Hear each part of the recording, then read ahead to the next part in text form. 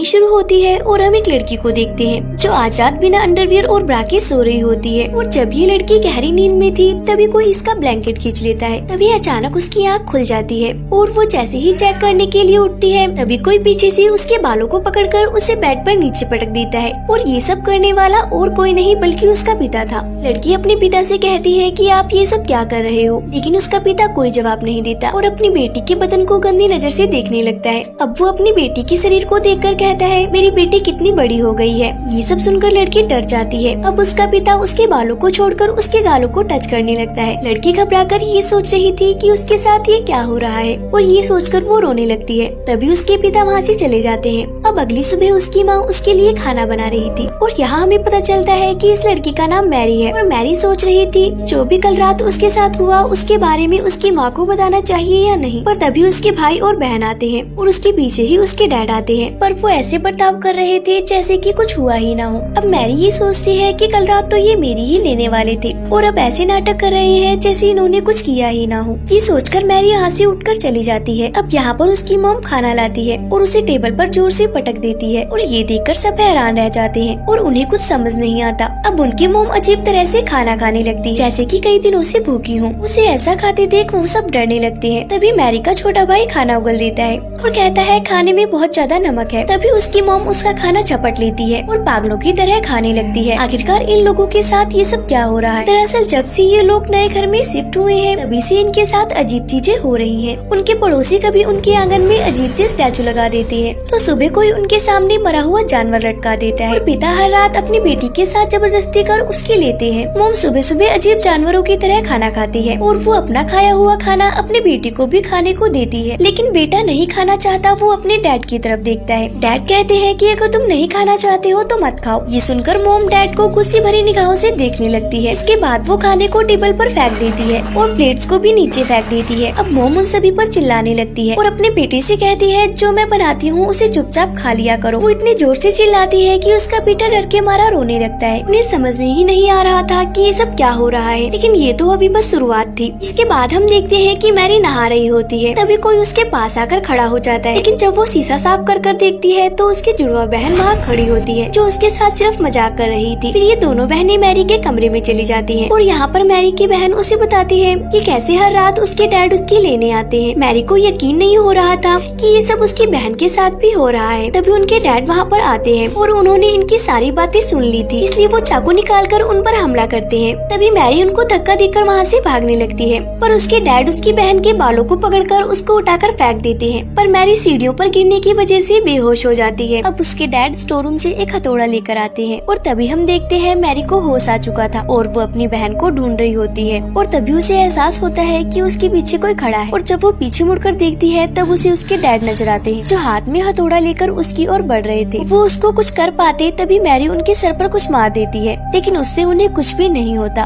पर डैड गुस्सा होकर मैरी के ऊपर हथौड़े से हमला कर देते हैं, लेकिन मैरी नीचे झुक जाती है जिससे हथौड़ा दरवाजे पर लगता है। तभी नीचे से किसी की आवाज आती है जो मैरी के डैड की थी जो नीचे से ऊपर आ रहे थे। तभी यहाँ जो आदमी था हथौड़ा फेंककर दूसरे कमरे में चला जाता है। अब उनके डैड ऊपर आ जाते हैं। अब फिर से डैड को देखकर दोनों बहनें घबरा जाती हैं। फिर डैड दरवाजे पर लगे उस हथौड़े के निशान को देखती हैं और उन दोनों से पूछते हैं कि क्या तुम दोनों लड़ाई कर रही थी, लेकिन वो दोनों कुछ भी जवाब नहीं देती। जिसके बाद उनका भाई कमरे से निकलकर बाहर आता है। तभी मैरी कहती है कि तुम यहाँ से भाग जाओ। तभी वहाँ पर मैरी की मॉम आकर उस हथौड़े को उठाती है और उन पर हमला करने लगती है और वो काफी अजीब तरह से स्माइल करती है और टूटे हुए कांच के टुकड़ों पर चलने लगती है। नीचे से एक और लेडी की आवाज आती है और वो आवाज और किसी की नहीं बल्कि इनकी मॉम की थी। वो ऊपर आती है और उन सबसे पूछती है कि ये सब क्या हो रहा है, पर सब उन्हें देखकर डरने लगते हैं। अब अगले दिन डैड अपने भाई को घर बुलाते हैं जो एक चर्च का फादर था। फादर उनके घर पर आता है और उसको सारी कहानी बताई जाती है। रात में सब फैसला करते हैं कि रात को एक साथ एक ही रूम में सोएंगे, लेकिन आधी रात को छोटे बच्चे को टॉयलेट आती है और वो बिना किसी को डिस्टर्ब किए टॉयलेट में चला जाता है। तभी उसके जैसा ही दिखने वाला एक लड़का चाकू उठाता है और वो हमला करने ही वाला होता है। तभी उसकी नजर फादर पर पड़ती है और फादर को देखकर वो रुक जाता है। जिसके बाद सुबह फादर अपनी आँख खोलते हैं। इसका मतलब फादर की वजह से सबकी रात अच्छे से गुजरी थी और फादर इस घटना को अकेले नहीं संभाल सकते थे। तभी सारे सीनियर फादर डिस्कस करते हैं कि आखिर उस घर में हो क्या रहा है। फिर सभी फादर एक प्लान बनाते हैं और वो सब रात में एक कार से उनके घर में जाने के लिए निकल जाते हैं, लेकिन रास्ते में एक कुआं उन सब पर हमला कर देता है जिससे उनके उसकी कार का एक्सीडेंट हो जाता है।